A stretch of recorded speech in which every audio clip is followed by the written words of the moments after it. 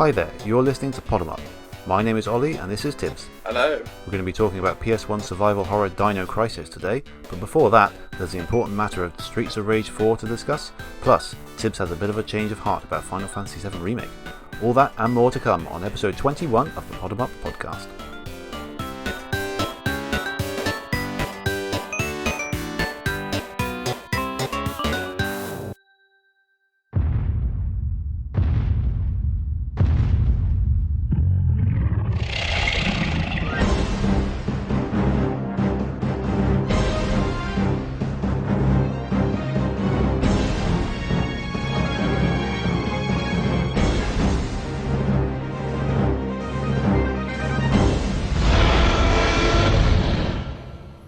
So, Tibbs, Streets of Rage 4. Yes.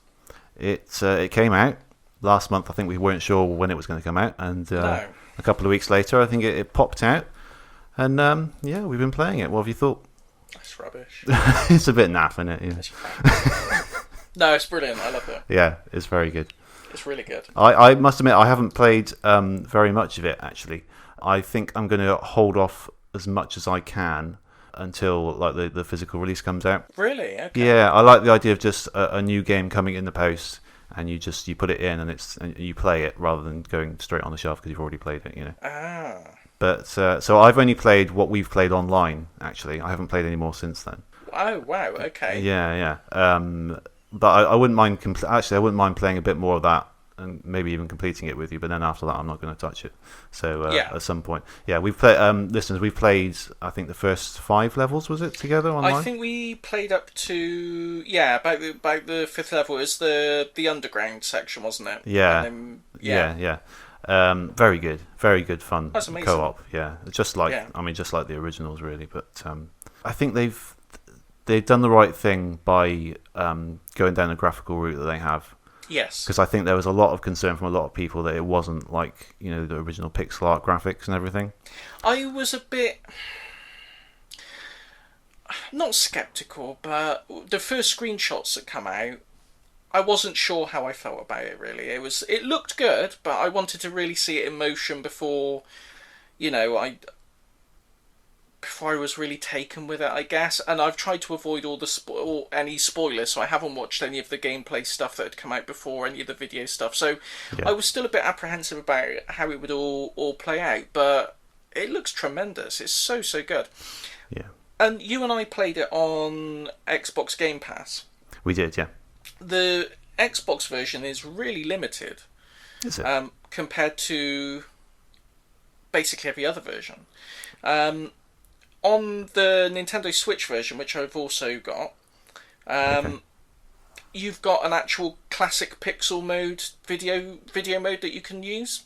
Really? Yeah, and it kind of, it's like a filter that makes everything look more. It looks more 16-bit. It is just a filter. It's not like all the graphics have been redone, but it's very convincing. It really looks like like a proper sort of 16-bit mode. And there's a few other post-processing filters you can have on as well. They've got one like Bloom, which I think just makes the lights look a bit more of a halo around them. Yeah, there's a few others. I forget what they are. But yeah. Oh yeah, there's like a CRT mode with like scan lines and things like that. So there's all these other sort of graphical options, and you can switch things off and on as well. So you can like turn the screen shaking off and turn various effects off to make it run a bit better if you want. I mean, it runs perfectly to my eyes anyway. But yeah, it was quite surprising to see there's all these options in the Nintendo Switch version that seem to be completely absent from the Xbox one. Oh right, okay. I think it was quite a good move putting it out on the Xbox Game Pass. So I've been playing on the PC. Yeah, it was a really good way of getting everyone to play it, really. Because the fans of the old ones will probably go out and buy it anyway. And this is for like anyone who might have a passing interest. So it's or is waiting for the physical like me. So yeah, that was a good move. But I think perhaps holding off some of the features is also kind of wise because it gives an incentive to go and buy it proper. Maybe. Yeah. I don't have a problem with that. I think it's like you still get the core game. Oh yeah, you still get the core game. There's nothing gameplay wise missing. No.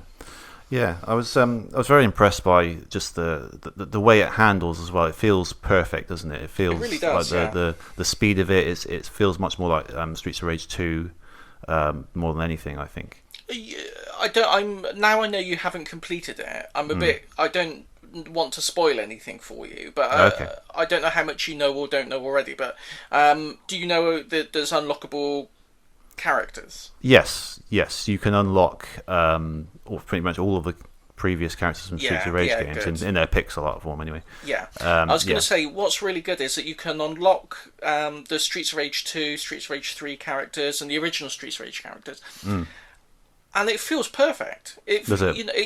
It fits. They fit perfectly into the game. I mean, it's amazing how well it doesn't feel like a tacked on thing at all. It feels really.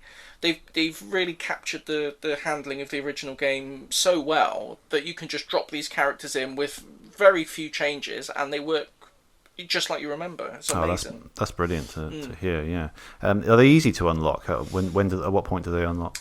You unlock them based on because when you complete a level, you get scored on how many lives you've got left at the end, how many specials you've got left. But at the end of that, you get a lifetime score, and it just tallies up all the score that you've had over every game that you've played. And there's little milestones along that lifetime score, so it's just a case of replaying the game to earn enough points to unlock the characters. It's Right, really I see. straightforward. There's no sort of jumping through hoops or anything. It's literally you just get them for playing the game. Oh, that's fair enough, I think. Yeah, I've heard it. I've heard it said that you need to play 5 or 6 complete playthroughs to unlock everyone. I've got 2 or 3 more characters to unlock, I think. So I'm almost there, but Yeah. it's really good. Yeah, it's really good. All right, excellent. Okay, I'll look forward to that. Was there anything about it that disappointed you, or was there anything that made you go like, "Oh, I wish they'd have done this"? Not really. I think the music is pretty good. I haven't heard anything that I love yet. That's what I was going to say. Is the music for me? It's not that it's bad. It's not bad at all. But I don't think there's any really. There's no songs on the soundtrack that I was humming afterwards, or anything that I would listen to outside of the game. I don't think they tend to be more sort of ambient. I think they're just sort of background noise. I was a bit concerned that might be the case because they've got loads of different composers on there, so there was always going to chance it was going to sound a bit sort of all over the place in a nice way. But it's not going to have the consistency of Streets of Rage 1 and 2, which are brilliant soundtracks. Yeah, I mean it is good, and I think it's on the Xbox version as well. There is an option to turn on a classic soundtrack. There is. That's quite a good. That's quite a good compromise. Actually. Yeah, I think it is. Yeah, because I think I tweeted about it just after I first played it. I think one thing I really missed, and it's just one of these. It's a really nitpicky, inconsequential thing. But when you finish the stage, I wanted that classic jingle that played in all the three previous games for finishing the stage. Yeah. It's kind of like if Sonic Mania hadn't had the end of level jingle when you pass the post at the end. It's just, to me, that's just part of Streets of Rage. Yeah.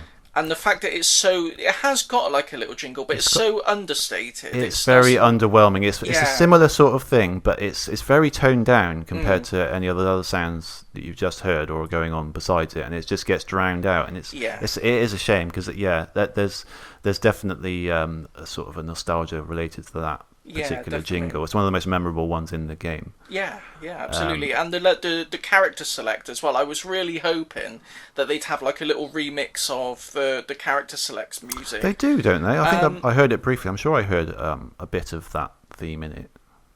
Oh, I don't. Is it in it? I don't know. I was going to say that the new one has grown on me over the time playing it, but initially, I went into it anticipating the minute I hit that it would start playing. I'd be like, oh yes, here we go. But yeah. You'll have heard it more than I have. I've only heard it a couple of times, but I thought I heard it eventually get into the familiar theme, but I could be wrong. Oh, it might do. I honestly don't stay on that screen long enough to really let it play, but I might do that. Yeah. I'm hesitating because again I don't know how much I don't want to. I'm trying to pick things that I could comment on that have been in the stages that we played together because I don't want to spoil anything that's upcoming. I love some of the new little tweaks to the mechanics that they've done. The way you can throw a weapon and as it rebounds, you're able to catch it again. Yeah, which is cool. A really neat little thing. Yeah. They've got a new sort of super move, haven't they, with the star system. You probably saw me when we first did it do the classic thing where you press the wrong button and you just let it go without any enemies on screen.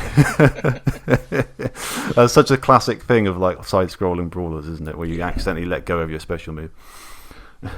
I really like how they've tweaked the special system in this one, because in the first game you just got a special. On a few stages you might find an extra pickup of one in the stage somewhere, but generally speaking you only had the one special move that you could unleash at any point. In the second one they got rid of that system and had it where you could use your special moves unlimited, but every time you did you got like a little penalty taken off of your life. That's right. The third one, it had like a separate power-up bar that regenerated over time, so you could, if you used it while you had a power-up bar, you didn't get any health penalty, and if you used it after that, then it took a bit of your health. In this one, I think it's probably the best of all of them put together, really, in that you've got your star moves, which you can collect quite plentifully through level. You can easily collect, on some levels, you can collect like 3 or 4 of them as you go through.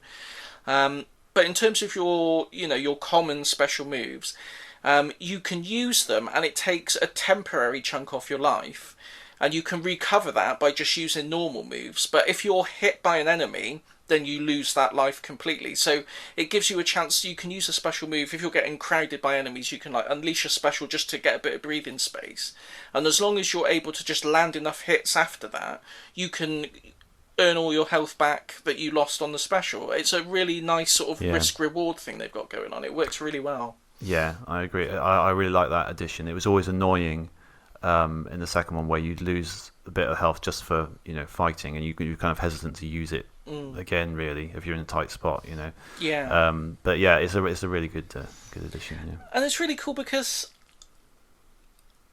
the thing with special moves like that, and especially in a score-based game where you're trying to, you're going to be rated on what score you get, the special moves are like the most spectacular and the coolest moves, and sometimes it all, when games sort of punish you for it, almost incentivizes you not to use them at all. So you kind of cut off these really cool parts of the game because you're going to be penalised for it. I think this strikes a really good balance. So you can still, you still get to enjoy these games, these special moves in the game, but it will still punish you if you just spam it and spam it and spam it and spam it. It really encourages a good balance of the normal moves and the more powerful moves. It's really well balanced, really well worked out. Yeah, they've done a cracking job. They really have. I think it looks really, really good. I think the choice not to go completely pixel art has paid off, as I said earlier. Yeah. It just looks more up to date, It's fantastic. I mean, it's all sort of 2D style, but the lighting effects, like the characters, they're really good. Yeah, it's such a good looking game. Yeah, great artwork. But I mean, other than that, it's Streets of Rage. It's Streets of Rage. Yeah, it's a very simple concept. You just walk right and you beat up everyone. But it's and somehow it doesn't get repetitive, does it? Really? No, not you think it would, because you're basically doing the same thing over and over again. But it's just so fun, like the vibration of the controller as you punch as well, really immerses you. Yeah, and they've added like a beat 'em up hit count as well, so it'll count out every time you land a punch. It will sort of tally up in the corner, and you can get up to like 50 or 60, 70 hits. It's a really, I don't know, it's just a really satisfying sort of feedback on what you're doing. It's great. Okay. It's a really good game. I'm really impressed with it. We've been quite lucky with remakes recently. We have, I think.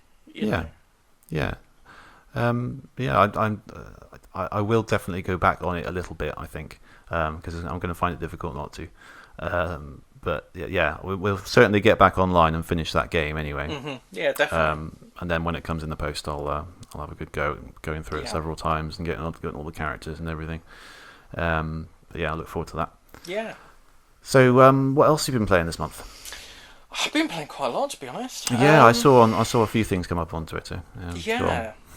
I've been playing through Final Fantasy IX again. I don't know why I got into that again. I just decided to try and play that through. I played Final Fantasy VII Remake. Yes. You might have a revelation here for us. Go on. It's good. It's really good. It's a turnaround from last month, isn't it? Yeah, it is a turnaround. It's really quite good. Okay, so what changed your mind then? Where did that change? I think my initial criticism or my initial misgiving was that it's not a remake. Really, it's that's what we were saying. The fact that they're calling it Final Fantasy VII Remake is a bit misleading. It's not misleading. The fact that it's not a remake is its strength, really. I don't want to say too much, but if you're familiar with the game, the original Final Fantasy VII, you'll notice just after the bombing mission level that opens, the Final Fantasy VII Remake takes a completely different turn, and there's characters that come up, and you think, well, hang on a minute, what are they doing there? They're not introduced until halfway through disc 2 or something on the original game. What's going on? What's happening? This doesn't make any sense. What's happening? What's going on?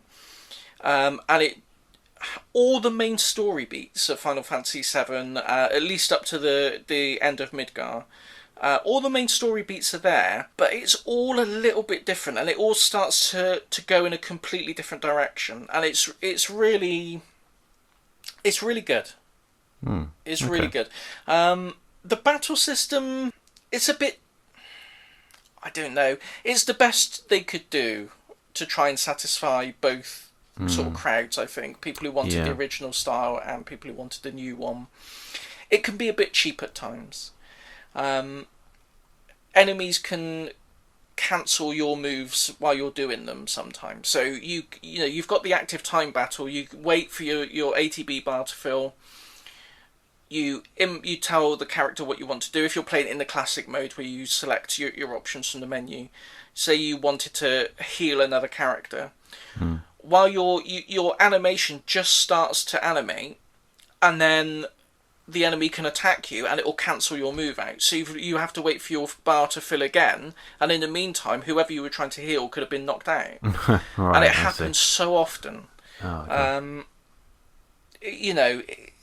It's not game breaking. You can learn to adapt to it, and you learn new tactics to work around it. But yeah, it doesn't feel quite as tight as the original game. The explanation of the materia system as well. I think if you've never played it before, you've never played Final Fantasy VII, you didn't know anything about materia, I don't know if it really gives you a good explanation of how it works and how flexible it can be. If you played it before, you'll get on with it fine. You'll understand it all perfectly. But I think maybe it's a little rough around the edges in that regard. But on the whole, it's fantastic. And the level we were talking about, Wall Market, with the famous cross-dressing mission, it's in completely intact. Is it? Wow. Yeah, and Wall Market is. it's quite an experience in the remake. It's not perfect. There's a few issues I've got with the story, particularly in Wall Market. There's 3 characters who you interact with who are basically human trafficking. But once you've completed that part of the mission, suddenly you treat them like they're quirky, friendly allies and stuff like that. And it's like half an hour ago, they were the really morally dark characters, and now, you got to help me go find my chocobos, they've all run off. And they're like, Brilliant. We'll go get them. And it's like, well, hang on a You minute, guys. yeah, exactly.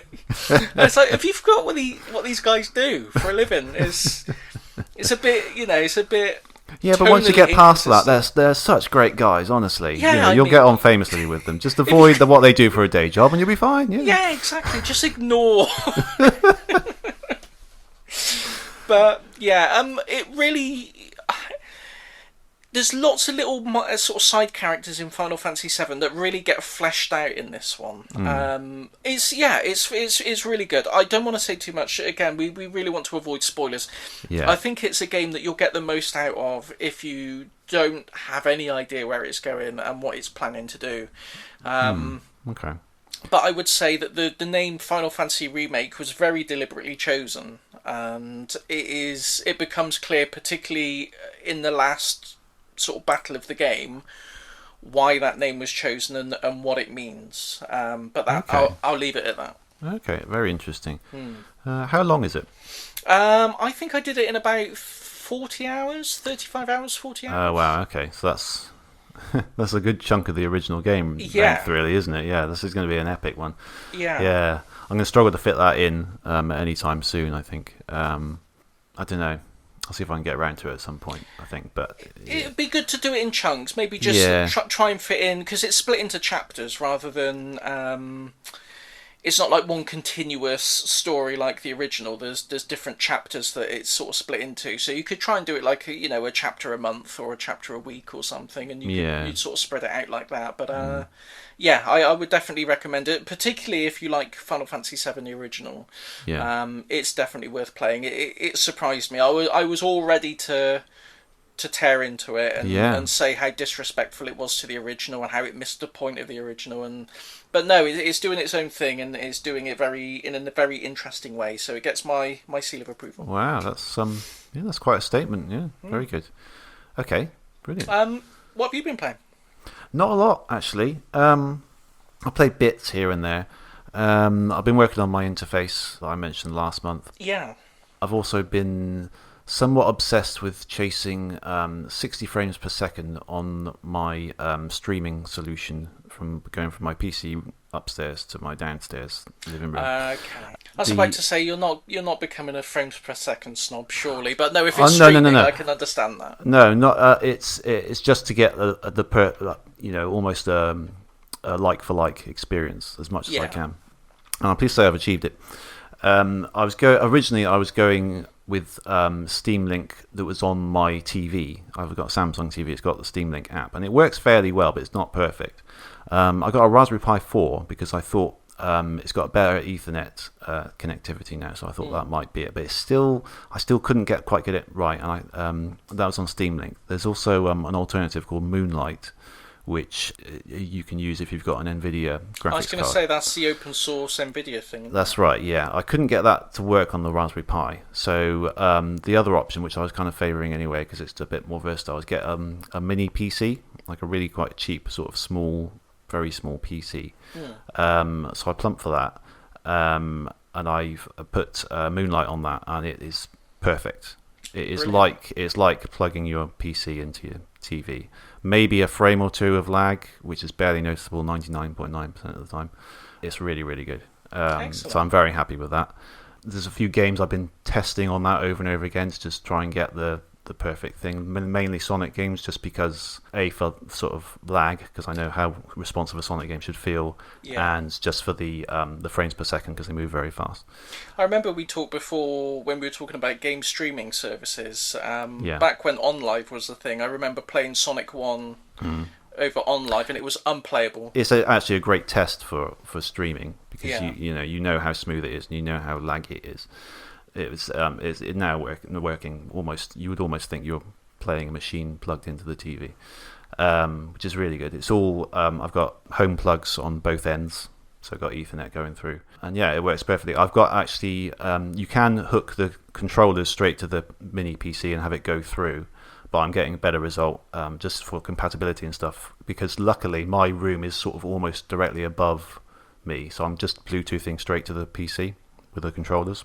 Ah, that's cool. I've got a 360 controller and the 8-bit DO M30 Mega Drive one. That works really well. So you've got your own Google Stadia then, basically? This is hooked directly to the server? Yeah, this is the objective. I don't know if I'm going to go for any of the new consoles, unless they've got killer apps on there that you can't get anywhere else.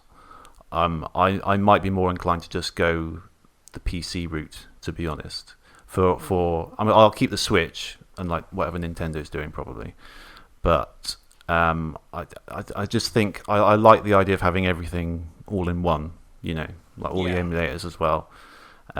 So that's what I'm sort of leaning towards, because then you can just keep upgrading the PC, and they're on there. It's in terms of preservation, you got the files and stuff. Yeah, there is a lot to be said for PC gaming. As long as the games still work on whatever version of Windows goes up to, because I've got Steam games on there that were released 10 years ago and they still work perfectly fine. So obviously there's things to consider there, but I'm just thinking that's going to be, now that I've got it perfect, I'd probably lean more towards that, because it's much more customizable with the controllers and everything. You can get exactly what you want out of it. So that's mainly what I've been focusing my time on. In order to test it, I have played a new Sonic game to me though, and that's Sonic Forces. Finally, I've got around to it. I'm about halfway through now. It's not good, is it? Really, it's not great, is it? It's not a great game. It's not the worst thing in the world. It's certainly not the worst Sonic game ever made. But I mean, it's nothing. It's nothing special. Do you know? It isn't technically, on a technical level. It isn't, but there are Sonic games that fail on a technical basis, glitches and stuff, that I'd probably rather play more than this, because it just kind of, I think I've said before, it just sort of offends every aspect that I look for in a Sonic game. The level design is so bland and uninteresting and uninspiring. You just sort of boost through most of the time. The level environments are all derived from classic Sonic levels, and I know you can say that a lot about Mania as well, but that had some really interesting new stuff as well. And it's just like the previous decade was full of that stuff, just the same levels over and over and over again. And by the time you get Sonic Forces, you get absolutely sick of it. Green Hill and Chemical Plant again. It's just ridiculous, isn't it? But the thing that could have made it a lot better is the music, and I hate the music. I absolutely hate it. I don't know how to describe it, but it's very modern. It doesn't sound like a Sonic game should at all. No, it doesn't. And all of the tracks are interchangeable. The music for a level, you could swap it for another level and you wouldn't notice the difference. A good Sonic level piece of music has to fit that level. It has to go in along with the themes. You have to know that that's an Egyptian theme for an Egyptian level, or a Green Hill type level theme for a Green Hill level. And it just doesn't. You could interchange them, and they just sound terrible. And they sound. I hate the soundtrack. So it helps a lot. If you've got a really good piece of music, that helps tremendously with enjoying a Sonic level. It makes you want to play it again just to hear the music. So if it lacks that and it doesn't have anything going for it in the level itself, it's got nothing for me. Well, it's like you say. I mean, if you think of some of the classic Sonic tunes, say Metropolis Zone. Yeah. If you just listen to that, if you played that to someone who had never played Sonic, they don't know what the level it is. Yeah. It sounds industrial. It does, and mechanical. They could probably guess, oh, that's some kind of factory, or or something like that. Or you play Sandopolis, they could guess quite reasonably that it's some kind of Egyptian desert level. The themes fit the level. They're part of the level identity, aren't they? Yes, exactly. It's very important to me personally. So for that reason, I know I'm halfway through it. I don't think my opinion will change though, because I've already seen a playthrough of it when it came out, and to be honest, playing it is not that different an experience, because it just plays itself most of the time. To be honest, it does, doesn't it? I mean, it's not completely terrible. There are moments of interesting. Oh, that was quite good. Yeah, that's not too bad. But it's just it's not for me really. I don't like. We've talked about it before, so we don't want to go over old ground too much. But I don't like how it hasn't got the guts to commit to its own story. Really, not at all. It wants to go for this whole everything's bleak. Eggman's won. The world is under his control, and there's a section where Knuckles is like, "Oh, he's captured Sonic, and he's been torturing him." And then the next scene, it's Sonic going, "Hey, woo!" Yeah, I know. And it's like, well, hang on a minute. Yeah, I mean, and you've been tortured. Yeah. There's loads of little moments like that where it's just like they want to tell this grim, dark story, but then it's like someone said, "But no, you can't go that far." Yeah. No. Sonic's got to be all cheerful. I know. It's a rubbish story. The dialogue's terrible. I think the create a character was an interesting idea. Yeah. I don't think it was necessarily done particularly well, because you can make some really obnoxious looking characters that don't fit in with the world at all. If they could make it so you've got enough freedom to create this character, but it still looked like it could conceivably be in the Sonic world, that's a really nice idea. I'd like to see them iterate on that in future, but the rest of it I'd put in the skip. Yeah. Not a good game. No. Yeah, so other than that, not much really. I played a bit of have you heard of this game Abzu? Yes. Yeah, very good. It's you play as a sort of almost like a sort of scuba diving guy. Yeah, a little silhouetted scuba diver thing, very similar to Journey. Yeah, it's by the same enjoyed. developer. Is it? Oh, that'll be why. Yeah, I enjoyed Journey a lot, and I played not loads, maybe 40, 50 minutes of Abzu. It's a very calm, relaxing experience. I've got it on PS4. I got it back when it came out. And it was quite glitchy then, and it kept crashing, and I kind of put it on the shelf and forgot about it. So I haven't played it for more than about half an hour. Okay, I would give it a try. I've been playing it on PS4 as well. It seems fine to me. I was going to say it's probably been patched and fixed and everything by now, so it might be one to pick up and give another try again soon. Yeah, it's one of those many PS4 games that's sort of been sitting there. I've bought it ages ago, and I haven't got round to it. And every time I load at the PS4, it's probably saying, "Oh, maybe this is the day you'll play me. Maybe this is the day." And yes, it was the day I played you, Abzu. So, well done. Red Out, another one. That's futuristic racy thing. That's exactly it. Yeah. F-Zero, a Wipeout kind of thing. It's good. Yeah, it's good. It's a good sort of alternative to those games if you are on the PC. Yeah, there's nothing more to say really. That's literally what it is, but it's good fun. After last month's episode, my wife and my daughter are obsessed with Animal Crossing. Excellent. Thanks to you. Yeah, I'm not playing it myself. I'm sort of playing it vicariously through them, really. But they're both really loving it. Brilliant. Yeah, I don't know if you're aware, but when you have two different profiles playing it, they have to share an island. They do, yeah, they do have to share an island, and only the primary player can advance the story. Only the primary player. Okay, Yeah. I thought it was just whoever did it first. No. If you've got two people on the same island, only the island representative can advance the objectives and things. Yeah. I wonder why they chose. It is interesting in a way because you can kind of give each other gifts, and there's sort of a level of interaction that you can do, which is quite nice. But it is an interesting approach. Why they didn't even give you the choice to have completely separate save files is a bit odd. I think that when they were asked about it, they said it's the way it's always been. You could only have one village per memory card back on the GameCube days. You could put in a second memory card, or you could buy a second memory card and use that. But generally speaking, it was one village per memory card. Okay. And I think the thing they're going for is to try and... It's kind of an immersion thing. So, if you really were on an Animal Crossing island... You wouldn't just be able to say, "Oh, I've made a pig's ear of this. I'll start again," or just move to a second island. I think it's just to make you feel more attached to your island. Okay. But I don't know. I can see it both ways. I think it's a bit. I don't like the fact that you can't back up your game save either, which is a bit annoying. There's a few games you can't do that on, isn't there? I know, it's ridiculous. Splatoon, you can't do it either.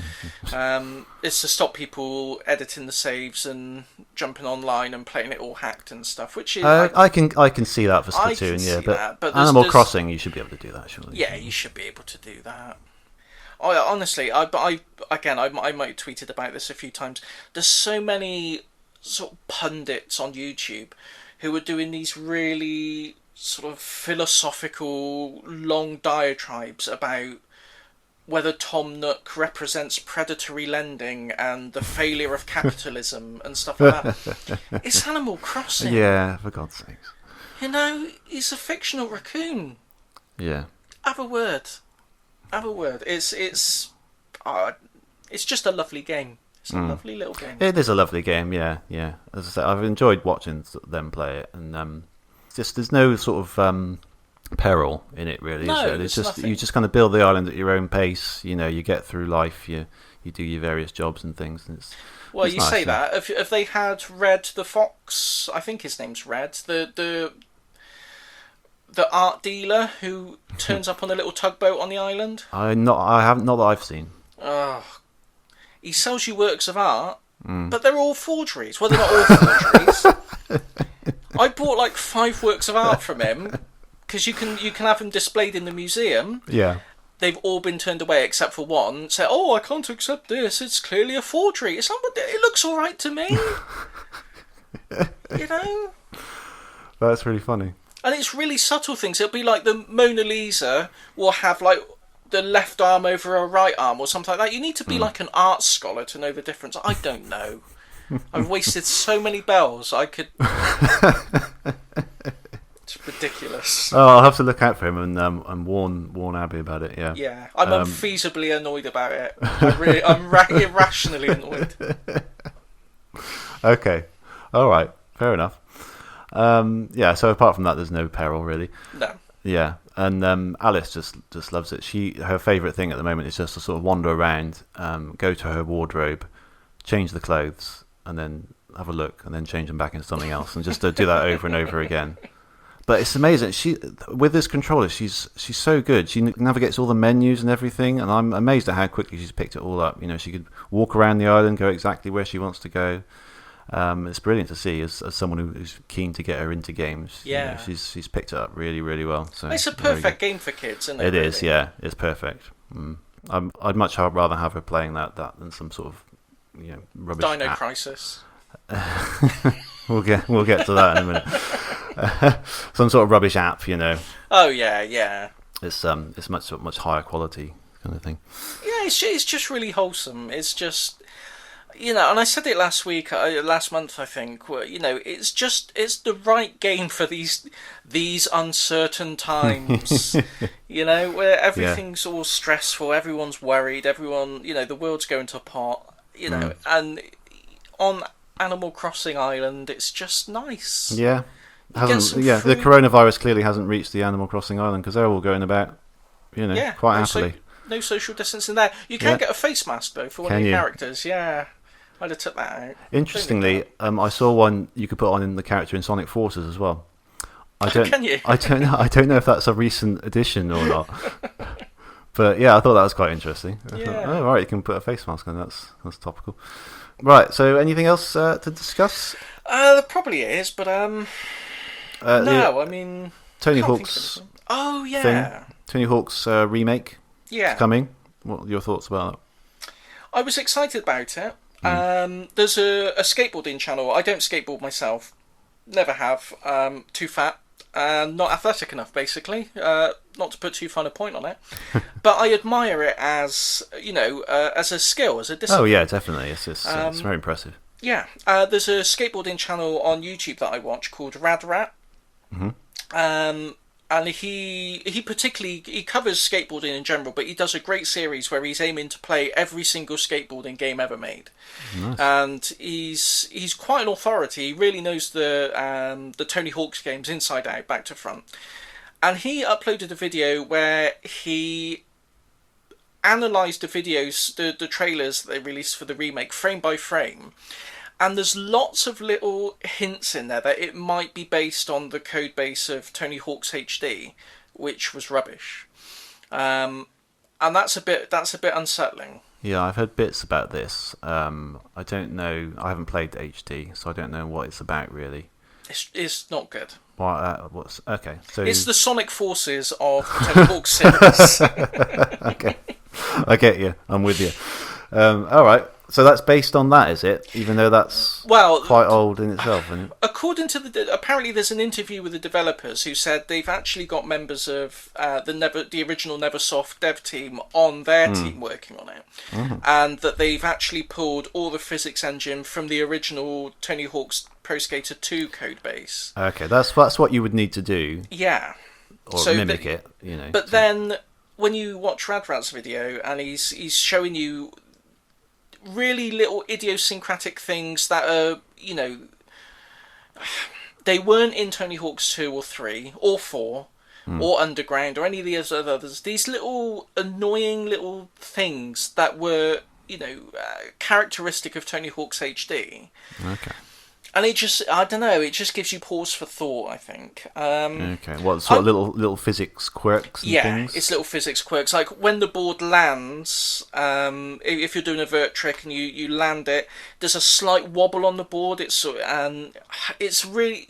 I'd recommend watching this video. He really he explains it much better than I'd be able to, and it's a kind of thing where you get it more when you've got a video in front of you and you can see the bits that he's pointing out rather than me trying to sort of do a theatre of the mind kind of thing. But I'm still excited for it because I love the original Tony Hawk's games up to about, I think I dropped out of the series Underground, Tony Hawk's Underground, and I played one on the Project 8 on the 360, I think, and then the HD. But then, there's it's a very iffy series. From after Tony Hawk's 4, it was starting to go downhill. I think it was diminishing returns from then. So anything that recaptures the first few games, I'm really excited about. So if the promise of what it says is true, then it's going to be great. All right. And the collector's edition comes with a skateboard deck as well. What's a skateboard deck? The bit that you stand on. Oh, right. Okay. Without the wheels. Oh, I see. Okay, cool. That's right. Yeah, that's quite cool, isn't it? Yeah. So as sort of extras go, that's quite good. Yeah. I've only played 2 really. I think I have Underground, maybe one of the Undergrounds. I think, but I've mainly just played 2 on the Dreamcast. I played the hell out of it. It was really, really good. Yeah. Funnily enough, I've been having a hankering to play it again. Doesn't seem to work on my Dreamcast emulator of choice though, annoyingly. Oh. But it'll probably work on one of the others. There's like 3 of them, and I think between them they got all the games covered. It's interesting. It's interesting how it's gone for a very. I guess it would kind of have to, but it's gone for a very realistic look. Yeah. I don't know how I feel about that because, on one hand, it doesn't look like the original game, but on the other, if you're going to do a remake of modern stuff, you've got real people in it. It's going to have to look like current gen real people, isn't it? Really, There's no in between ground. You couldn't make it cartoony because then it wouldn't be right, and you couldn't make it sort of Xbox 360 Wii era in between because that would just look outdated. So I see the dilemma. I think in the original game, they were trying to make it as realistic as they could look. It was obviously going for a realistic look. Exactly. At that time. Yeah. So if they were to make it again with today's technology, they'd probably go for that realistic look. Yes. So I think, I can see why they've done it. I do like that. All the character models, because it's all the original skaters from the original game, they're all back for this one. Yeah. But all the character models are based on how they are now, so they're all aged appropriately to how they are now. They're not based on what they looked like back then, which I think is I think that's a kind of neat little touch. It's kind of like getting the old band back together kind of feel, It's I see that. Quite neat. I was going to say it might be better if they looked how they did in the sort of the turn of the century kind of thing, but. I see your point there. It's quite nice. Are they all still skateboarding now, or are they all past it? No, I think so. Greatest respect. Okay. So that sounds interesting. To be honest, all I've seen is the trailer, sort of briefly, but it looked pretty cool. It'd be nice if they included the originals as well alongside, just so you could play those. I wish more remakes would do that. Yeah, it would be nice, wouldn't it? Like Crash remake and Spyro and all that. It would be nice to have the original alongside too. I think all the music's back as well, isn't it? The same soundtracks. I think so, that's good because that's usually a nightmare, isn't it? All that licensing around that. But if they've got all that in, that's really good because I remember that soundtrack quite well. It's not normally my kind of music, but because it's in the game, you kind of get used to it. Yeah, it's very much my kind of music. I love the first 3 games. Just a superb soundtrack. I love it so much. Yeah. I was a bit annoyed at the time when Tony Hawk's 3 came out. They released a soundtrack album, so I rushed out. Showing my age, I went to a record store to buy the CD. A record store? What's that then? I went to Virgin Megastore. Virgin Megastore. Yeah. Blimey. Actually, I don't know if it was called Virgin Megastore back then. It might have been called something else. Might have been Our Price. I don't know. That store seemed to change its name and company every year, didn't it? But anyway, I got there, found the soundtrack CD. Yeah. None of the songs on it were from the game. And on the cover said songs from and inspired by Tony Hawk's Pro Skater 3. Yeah. I don't think a single song on that album was inspired by Tony Hawk's Pro Skater 3. I think that's a lie. Oh god. I didn't buy it. Good. I'm glad you didn't buy it. Good. But yeah, I just remember that as being quite an annoyance. That's a bit of a cheap kind of cash in, isn't it? It's a missed opportunity as well, isn't it? You could have sold, at least 10 of those soundtracks. At least 10. At least 10. A conservative estimate. Yeah. But yeah, any return of Tony Hawk's is welcome with me as long as it's good. Right, should we get into incoming indies? Oh yeah. Have you got one? Have you got one this month? No, for goodness sakes! I've been laid up all week. Yes, you have. Yes, sorry, I haven't even asked you how you're feeling. How are you feeling? Oh, awful. No, I'm all right now. Yeah, you sound, I woke up. It was last Friday. I think it started. Tonsillitis. Yeah, not the coronavirus tonsillitis. But that's the thing. It's the worst time in the world to get ill, especially if you're a hypochondriac like me and you're anxious like me. Yeah. Honestly, the things that go through your head when you realise you get that feeling like, oh, I'm coming down with something. Yeah. I can imagine, yeah. It's not good, but thankfully it was, I had a look in the mirror at the old tonsils, red as beetroot, thought, there we go, that's your problem. And, but yeah, so I've been laid up most of the week, so I haven't really done much in terms of looking at things I'm supposed to look at. Okay, I'll forgive you this one. All right, I've got a quick one, because I haven't written much down about it. It's called The Falconeer. Okay. It's a game where you play as a falcon, and you're sort I'm noticing a very avian flavour to this podcast now. We've got Tony Hawk, and now we've got the Falconeer. That's right, yeah. It's kind of like a sort of a flying RPG, and you play as a falcon sort of over the seas, and it's kind of like it looks like a troublesome sort of lots of battles going on. You're sort of soaring over it, and it looks really, really nice. I like flying games for some reason. I don't know why. I quite like the feeling of flight, and this looks really like it captures it really well. It's by a lone developer again, someone called Thomas Sala, and again, like we talked about last month, to see this as this amazing looking game that was made by pretty much just one person. It's just unbelievable, really. Lovely art style. Coming to Xbox One and PC. Check it out, thefalconeer.com. Is it kickstarted or is it just I'm not sure actually. I think it's quite far along. Okay. I'm not quite sure. I should have checked actually when it's coming out. I don't know if it's got a date yet, but I think it's not imminent, but it's on the horizon definitely. Okay. Well, if there's any crowdfunding site for it or any sort of Kickstarter thing, we'll stick it in the show notes and people can have a look. Yeah, sure. But it's thefalconeer.com is the page for it. Awesome. And it looks very, very nice. Yeah. I got a game on PSVR where you're an eagle and you just sort of fly around. It's pretty good. I've been looking for one, actually, like a good flying game. And this looks like it might be it. The mix of sort of RPG elements, I don't know how they're quite going to work, actually, but it's got that sort of RPG kind of feel at the same time as being a flying game, so it's an interesting mix. I'm looking forward to seeing how it pans out. We should do a themed episode about birds.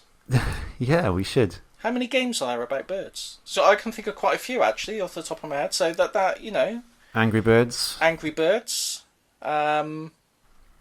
Geordie Racer on the BBC Micro. Did you ever watch Geordie Racer? No, I didn't know. Oh, it's good. Little pigeon racing, brilliant. Okay, dramatic. Cool. Yeah, loads of games about birds. Yeah, I can't think of any others, but there are. Well, that joke fell on its arse. Yeah, let's move on to the next. Yeah, okay. So, I'll tell you what. From birds, go back in evolutionary terms. Oh, I see. You end up with this. You end up with dinosaurs. Oh, only a bloody dino. How about that? Oh. Dino Crisis was our game this month, suggested by yourself. Mm-hmm. We're going to take a quick break, and we're going to come back and talk about it. Yes. Stay tuned.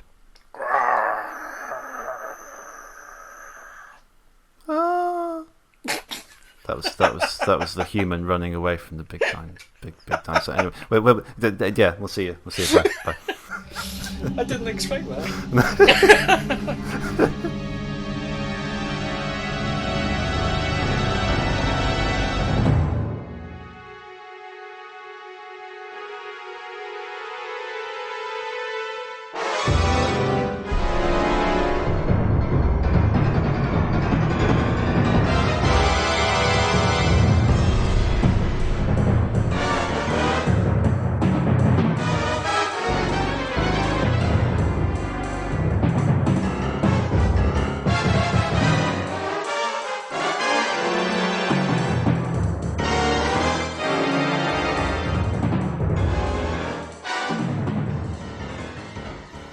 And we're back. Thank you for staying with us.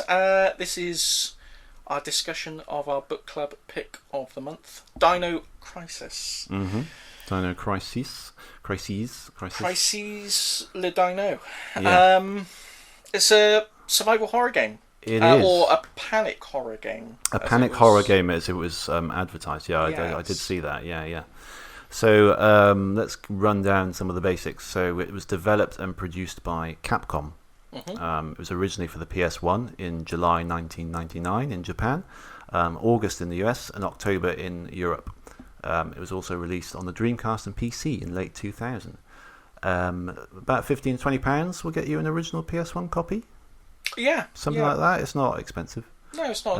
It's not super pricey. Kind of the going rate for a lot of PS1 games, isn't it? That sort of, they're sort of creeping up a bit, aren't they? But they're not silly yet. A lot of them.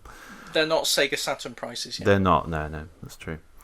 Yeah, as you say, it's survival horror from the same team behind Resident Evil. So, including director Shinji Mikami. Mm-hmm. It's set on research facility on a remote island, and you play as Regina, sent to the island as part of a special ops team who discovered dinosaurs, and I put it in brackets, mostly velociraptors. Yes. There's a hell of a lot of velociraptors in this game.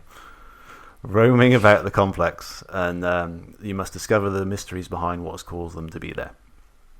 So unlike Resident Evil, but like the previous survival horror we looked at, Overblood, the game features real-time 3D environments rather than pre-rendered backgrounds, and gameplay consists of puzzle segments and quick bursts of action as violent dinosaurs are suddenly thrown at you as you wander around the corridors of the facility. My favourite quote of the game, "This is just like that movie." And it is like that movie. In many ways, it is like that movie. It's kind of Jurassic Park the game in a way, isn't it? Yeah, especially with all the velociraptors, which are basically Jurassic Park velociraptors. They're not the real kind of turkey-like ones that are like 2 foot tall. Yeah. So what did you think? Because I mean, I wanted to sort of see how you'd fare with a quote unquote proper survival horror after Overblood. Really, I wanted to see what you'd make of it, whether you'd enjoy it, whether it sort of grate on you a bit. Well, what's your opinion on it? I got to be brutally honest with you, mate. Yeah, I didn't enjoy it. Really? No. Oh. And not because it's scary. Okay. I just found it. I might get a lot of heat for this. I found it a bit dull. Oof. Yeah, as dull as a game can be about dinosaurs. Because on paper, I love dinosaurs. I like all the Jurassic Park movies, even the ones that people don't seem to like for some reason. But I didn't get on with this. I just didn't get into it. It's just one of those things. It's a medieval situation again, I'm afraid, but it's just one of those things that I just didn't really. It just didn't click with me. I didn't really see it. That's disgusting.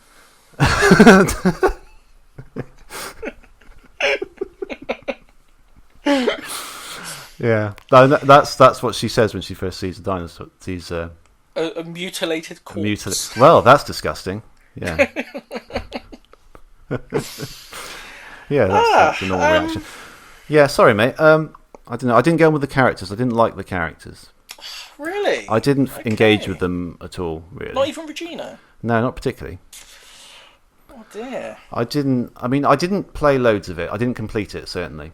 I played maybe 2 or 3 hours, and I watched most of the rest of it on YouTube afterwards, so I've got a sense of how the whole game pans out. and I don't think I would have enjoyed the rest of it really. It has some interesting ideas, you know. We should talk about some of the way it's panned out before I go into any more criticism. Not that I have many anyway. But so you're on this island, aren't you? You are. You're wandering around. You play as Regina. Dinosaurs pop out. You shoot them down. There's a story there. I wasn't really following it. You're better. You know this game, so you do this bit. You're sent to investigate an island because it's been reported that a scientist named Dr. Kirk, who disappeared under mysterious circumstances, has been spotted on this island. So you've been sent in to nab him, bring him back, ask him what he's been playing at. You get on the island, you find out there's dinosaurs knocking about. For some reason, like anyone, you would be thinking, why are the dinosaurs here? This doesn't make sense. And then you find out through the course of the game about this new technology that was being developed called the third energy, which is supposedly this perfectly clean, renewable energy source, solve the world's energy problems, but it does have the slight side effect of transplanting a block of land geography through time. You know, as most renewable sources tend to do. You know, it's a bit annoying. I mean, if they put up a wind farm next to you, and you know, little T-Rex came out every now and then, every time they turned it on, you know, they shut them down pretty quick. But in this case, because it's on an island, no one's noticed. Guys, you've got to work out these bugs. I mean, you know? My wife, you know, she's been mauled by this velociraptor. You know, we're getting daily, you know, dinosaur attacks. Sort it out. Come on. Exactly. And they're weeing everywhere. They're weeing. They got no bladder control. They got everywhere. None. It's ridiculous. I don't know what's going on with these things. You know? And it's all polished floors. It's an accident waiting to happen. It's ridiculous. But yeah, so and that's the crux of the game. So you explore this facility on the island, trying to locate Dr. Kirk and avoid being separated from your internal organs at the claws of some kind of big lizard. I thought what you described as boring or slow, I can't remember the exact words that you used, but I would say atmospheric. I would say it's got a great sense of foreboding as you're going through, you know, these corridors, and you can hear in the distance sort of the what could be dinosaur sounds. There's a much more sophisticated AI than there was in Resident Evil. For instance, in Resident Evil, if you went through a door to another room, the zombies couldn't follow you. In the very first section of Dino Crisis, if you use that strategy, if you run away from the first Velociraptor you see and run through the door, any Resident Evil player would have been trained to that point to think, oh, well, I'm through the door now, I'm safe. And you take a few steps and the Velociraptor will jump the fence and come after you to sort of drive home. Okay. You know, the AI's a lot cleverer in this. It can chase you through room to room if it wants to. And also there's a feature in the game where if you get attacked by one of the dinosaurs, your character can start to bleed. And not only will that slowly deplete your health, but it can attract dinosaurs to the blood trail that you're leaving behind. Okay. So it's very important to sort of not only just heal yourself, but to patch up any bleeding wounds, so you know you're not followed by velociraptors and things. So it's a lot. There's lots of new ideas, you know, that they hadn't done in Resident Evil, and maybe they were using this as sort of a testing ground for sort of new mechanics and new ideas before they put it into a Resident Evil proper. But it did lots of new things. I found it a very atmospheric, very tense game. I found. Do you still find that now, playing it 20 years later? Not as much, because you know. It's like when you see a horror film enough times, you know where the scares are coming. You know what the what's happening next. You know what to expect. Okay. The I guess that's where maybe that's why they called it panic horror, because I think when you replay it, a lot of the tension comes more from knowing that a big battle is upcoming, or there's an area you've got to go through that's overrun with dinosaurs, and it's going to be tough to get through it, and it's all the tension of the resource management and the working out how you're going to survive it and things like that, rather than the initial the tense scare factor that you would get the first time you played it. Yeah, I see all that.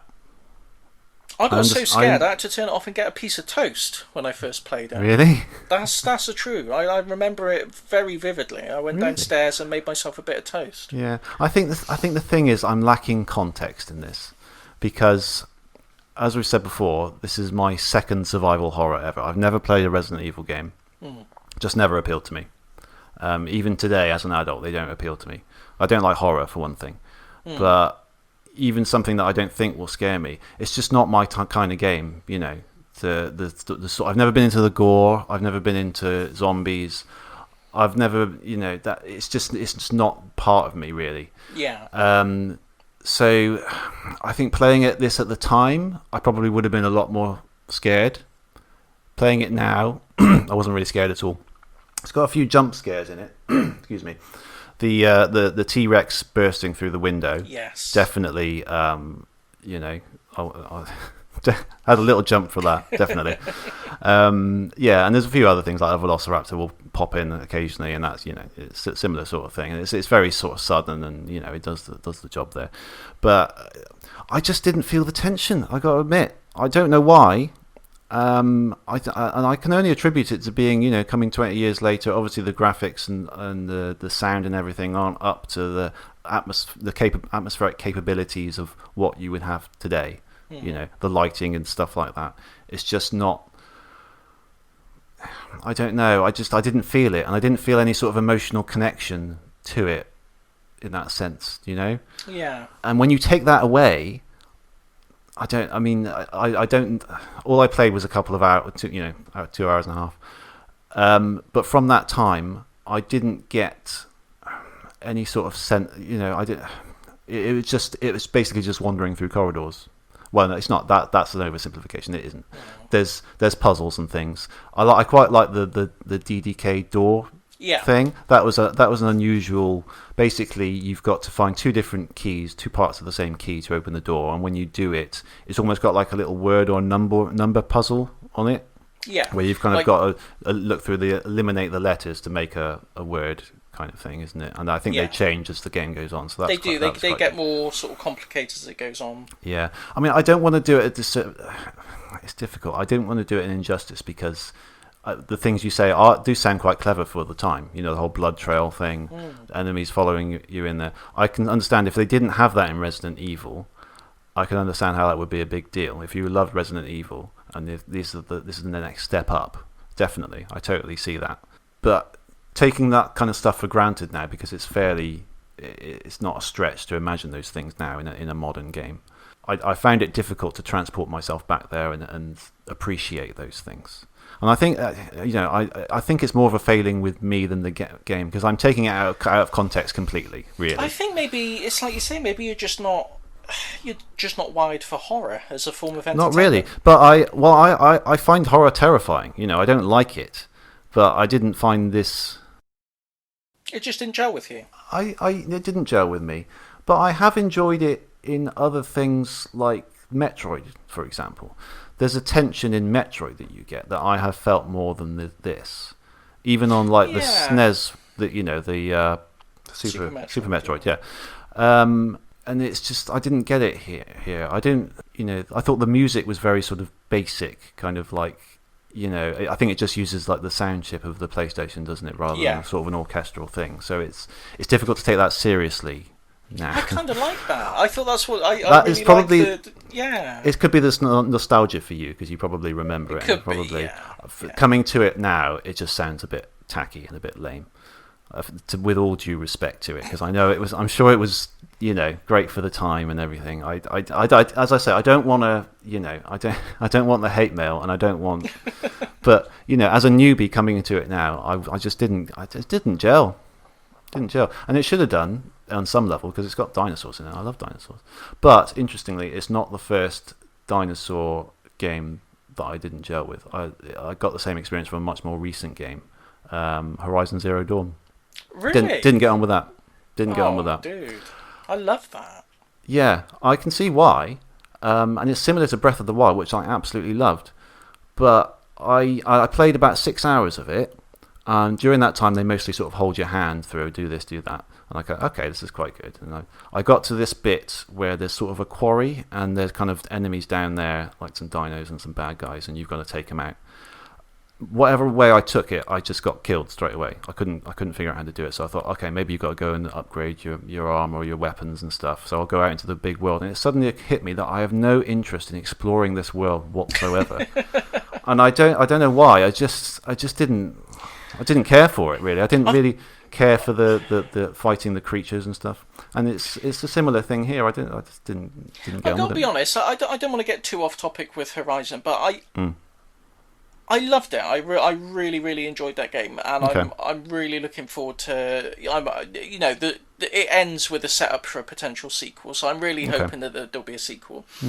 But I will say, by the end of it, I'd had enough of it. By the time it finished, because I bought the I can't remember what they call it, Game of the Year edition, Ultimate edition, whatever, where it had the DLC included. Yeah. And there's like this whole sort of DLC section, the Frozen Wilds, I think it's called. Yeah. I didn't even bother. I love the game, but I'd had my fill of it by then. Sometimes games, quite a lot of the time these days, games outstay their welcome. Yeah. Yeah, I think and they're just a bit too long. I've thought a few times about going back and just playing the DLC, but it's just never grabbed me. I got what I wanted out of that game, and I've had enough of it. So I can easily see someone reaching that point long before the end. If it didn't grab you enough, it's weird because I did kind of enjoy it. Those 6 hours, I did kind of enjoy them because I like the character, I like the story. Yeah, it was just suddenly the realization that my hand isn't being held anymore. I've got this whole world to explore, and I just realized I didn't want to do it. It was weird. I almost liked the kind of the more linear nature to it. I think that's the thing. There's a lot to be said for linearity in games. Definitely. I know people consider it like a dirty word, but there's so many open world games. They can be these big, expansive, massive levels, but if there's nothing in it, and you're just going from point to point. All you're doing really is having a menu of missions, but you've just spread them across a massive map rather than putting them in a menu. And exactly. Yeah, it's either they don't have enough in it, or they've got too much and it's just overwhelming. Yeah. There's so much to say for linearity. I love linearity. Yeah, games. yeah. It helps me because I don't always have the mental. After a long day, work, parenthood, whatever. I kind of almost want to be told what to do. I don't want to say. I don't want something to say. Go off and figure it out yourself. I kind of just want to say, do this, do this, do this, and follow a list of instructions. Yeah. Anyway, we are getting a bit off. I think. I think it works very well for story games. I think. Yeah. When if you've got a story to tell and you want the player to experience the story in this order and to have things, twists and stuff unveiled at the right time for maximum impact. I think linearity is the way to go with that. Which I think we'll use it to get back on topic is why survival horror games are generally. I can't think of any open world survival horror games off the top of my head. They're all linear because of that. It probably wouldn't work, would it? Because it relies on a sort of a set series of events and things happening and popping up at certain times. Yeah. Although interestingly, on that point, I messed around with save states a little bit in this game, and that T-Rex bit I mentioned earlier, I did it the first time, and I think the T-Rex killed me. So I loaded it again. I went in the room, and I couldn't trigger that happening again. Oh. It's almost like it happens somewhat randomly. I don't know if I just didn't hit the right spot or something. And again, it also happened again with another point where a Velociraptor jumps through a window. Like it didn't happen a second time, and it happened again later when I went back to that room. I think the Velociraptor bit in the window, I think I know where you mean that. I think that is there's an element of randomness to that. Okay. I think, but that's what struck me as quite interesting. That it didn't always do exactly the same thing, and it probably adds to the tension of whether it's going to happen or not, even in multiple playthroughs. The only thing I'd say about the T-Rex encounter, the tension and the sort of the danger of the whole thing is undermined somewhat by the fact that he's got big googly eyes. Yeah, those eyes are a bit googly. Yeah. They're just sort of wobbling about and they're looking all over the place. And it's like, I don't know why they did that. Why is he moving his eyes around like he's a chameleon? Yeah. Don't know. Overall, I'm going to say something that is controversial, that you may not agree with, and that certainly probably no one else has said ever. Okay. But I was more emotionally involved in Overblood, which I know is a ridiculous thing to say, but I don't know, the mystery in Overblood grabbed me more than the mystery in this game. My word. Yeah. I kind of did want to know why there are dinosaurs on this island, I must admit. Yeah. Like, my first thought was like some sort of genetic experiment like in Jurassic Park. But the sort of the plucking them out of time, that was more of an interesting way of going. Yeah. I think, but it was going to be one of those two things, really, wasn't it? It couldn't be anything else, really, could it? They're either from the time really, or they've been recreated for some reason. That was it. That's as far as the mystery goes. But, in Overblood, your man's woken up from, cryogenic. Well, he doesn't even know. He doesn't know who he is. So it could literally be anything, And you're trying to figure out who he is and work out what's happened. I think it was just a bit more open-ended. So I found that more interesting as a story to see where it goes. It didn't ultimately go anywhere massively story break. But what I'm saying is, at the time when I didn't know what was going to happen, I was more emotionally invested in finding out. I was less interested as the game went on, I must admit. But within the 2 hour space that I gave this, I was more hooked on Overblood than this. Well, I think you are the first person probably, yeah, in human civilization to utter such words. Yeah. Now, I can clearly see that this is, on a technical level, a much better game. Yeah. It looks better, it plays better.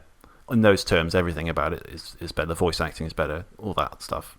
But it's just, it lacks that thing that really needed to draw me in. And I can't fully explain why. It just did. And that's just the way it is, unfortunately. I mean, it's a shame that you didn't like it, on the one hand.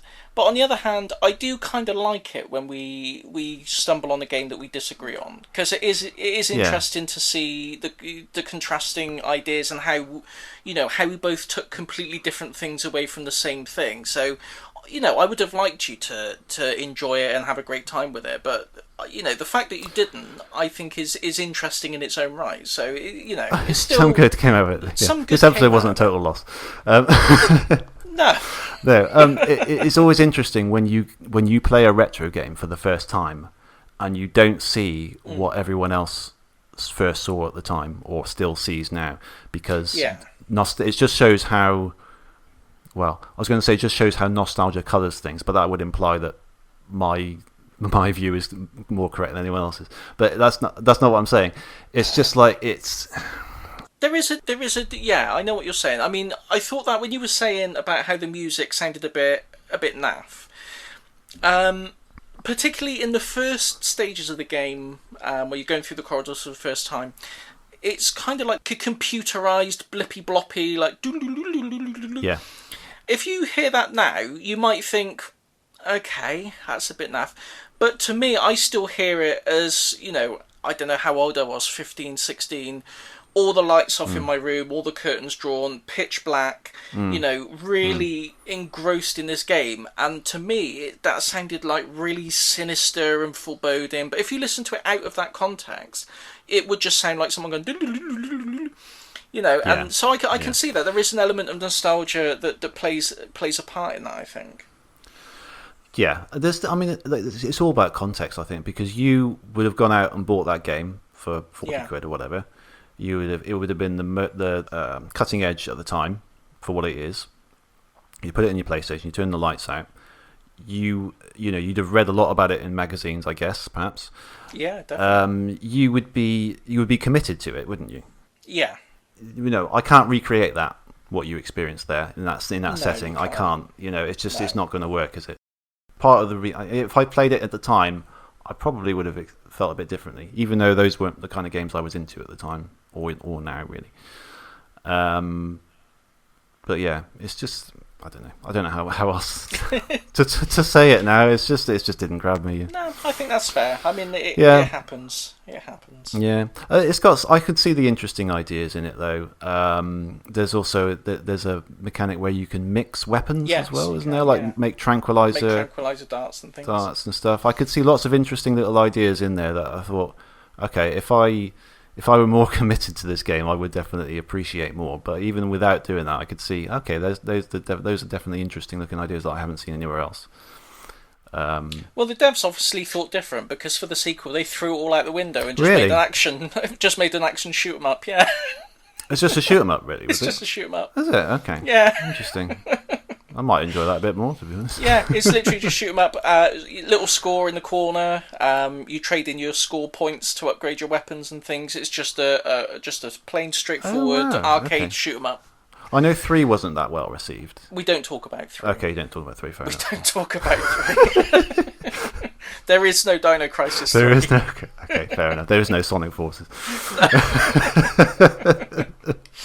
But yeah, you probably enjoy Dino Crisis 2, because it's just you on an island, run about, shoot all the dinosaurs, try and build up a combo.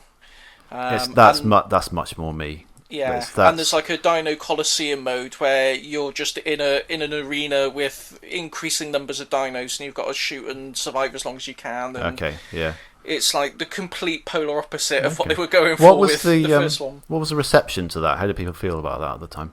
Really liked it. I remember. I don't know what scores it got off the top of my head. I don't know what the Metacritic thing at the time, but I can only remember, my reaction, and the reaction from what I read in magazines and stuff at the time was that it's a departure, but it's brilliant. It's just a great game on its own. On its own merits. The storyline is as daft as anything. I mean, it's the schlockiest time travel B-movie storyline you can think of, but I love it. It's cheesy and great. Okay, that's interesting. It's always a risk when a company decides to do that with a franchise, isn't it? Yeah. Okay, that's clearly paid off for them. All right, I might give that a try at some point. Yeah. I didn't know anything about it going into it. I just knew it was Dino Crisis 2. I hadn't read much, if anything, about it. And I bought it, got it home, started playing it. There's this great intro, really sets the scene.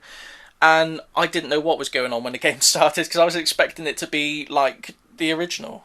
So it was a real surprise for me playing it to, find out that it's just a shoot 'em up. But yeah, it's still a great game. I recommend giving it a shot. Okay. Yeah. Yeah.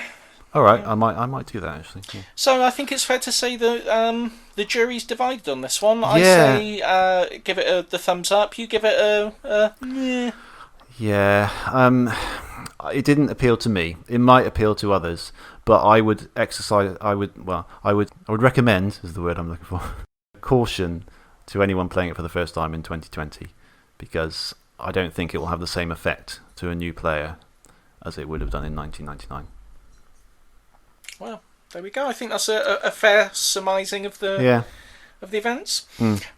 Okay, so that leaves it down to you to pick our book club pick for next month. That's right. I'm going to go with a game that I recently bought on the Switch eShop. Okay. It's not really it's a kind of a port of a PS2 game, so you could play whichever version you wish. I'm talking about the Wonderfully Wacky, and I know you've played at least one game in this series, if not this game, because I think it's right up your street. This is Katamari Damacy. Oh yes. Yeah. Yes, I love it. Yeah, I played a demo of Beautiful Katamari on the 360, but other than that, that's my only exposure to this series. And I played the demo to this game as well before I bought it. So it's pretty nuts, isn't it? It's kind of. It is. I love it. Yeah, I really love it. It's very quirky. Yeah, it's brilliant. And the creator, Kaita Takahashi, follow him on Twitter. His Twitter is lovely. Really? He just seems like such a nice guy. Okay. He just seems like a really great guy. Like, if you live next to him, He just seems like a guy who would just be really fun to have a little chat to over the fence, and he'd probably draw funny faces on your shed or something. He just seems like a nice guy. Brilliant. I love Katamari, so I'm looking forward to this. I presume this is Katamari Reroll, is it, on the Switch? That's the one I'll be playing. Yeah. You can play either that or the PS2. I'll play that as well. I got the cartridge one of that. Oh, right. Oh, yeah, okay. Cool. Looking forward to it. Yeah, really I'm looking forward to that. Brilliant. Yeah, thanks to savings that I got on the eShop from Animal Crossing and the fact it was on offer, I only paid about £4 for it. Oh, that's a bargain. It's a steal, yeah. Yeah, that's so I was pretty chuffed with that, yeah. So I haven't tried it yet at all, but I'm going to look forward to firing up. Before we go, did we have any comments from people about Dino Crisis? We did. I'm sure we did, but I can't find it. Let me have a look. I can have a look, see if you can find it on the Twitter. I'm sure there was one person who left a little comment, but I can't. I'm going to say, I'm sure we saw at least one comment. Yeah, I don't know where it is. Quick look through our notifications. Yeah. You'll have to cut in some little music while we look at this.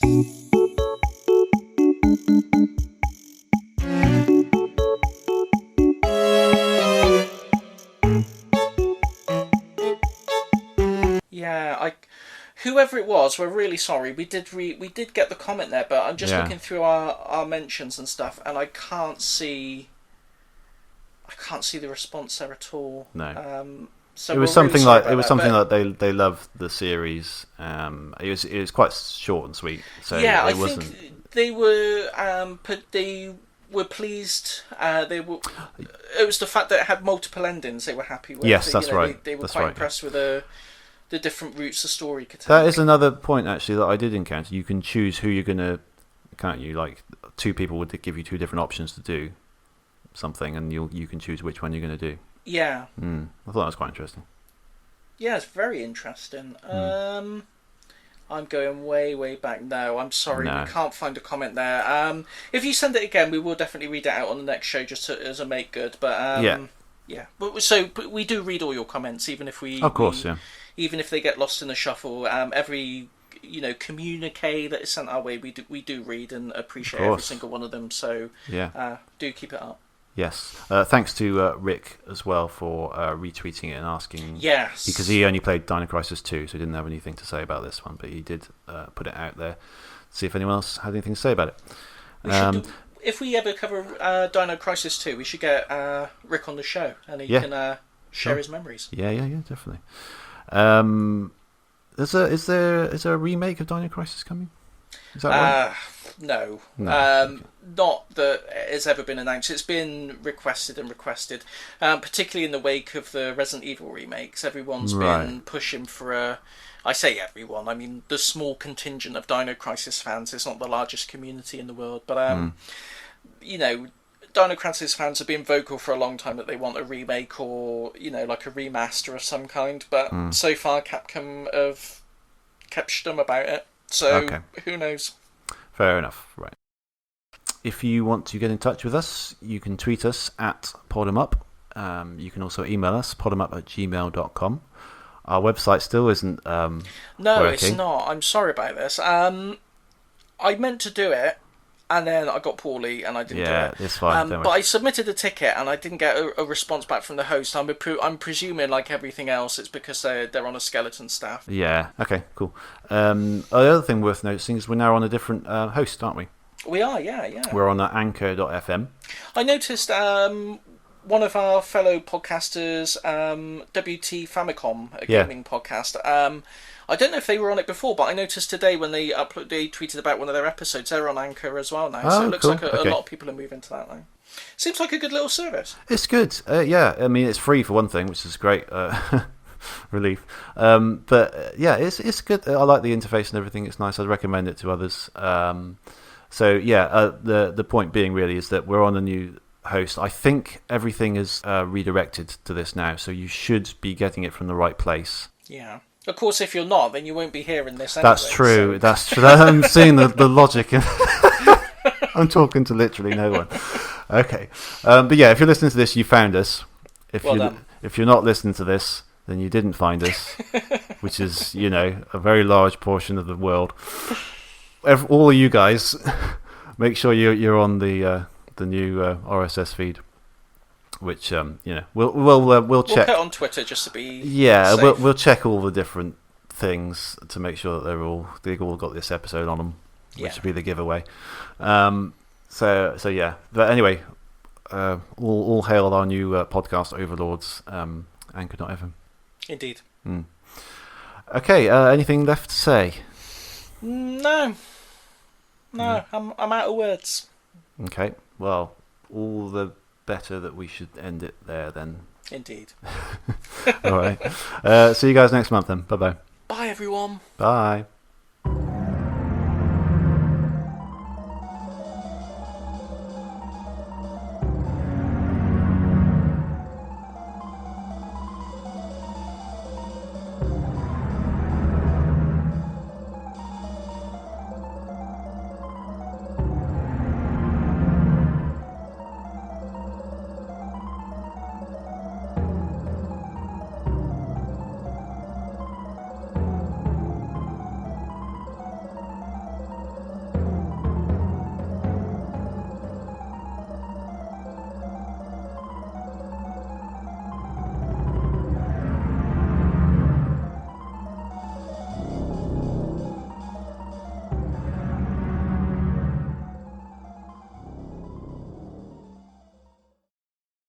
That's disgusting.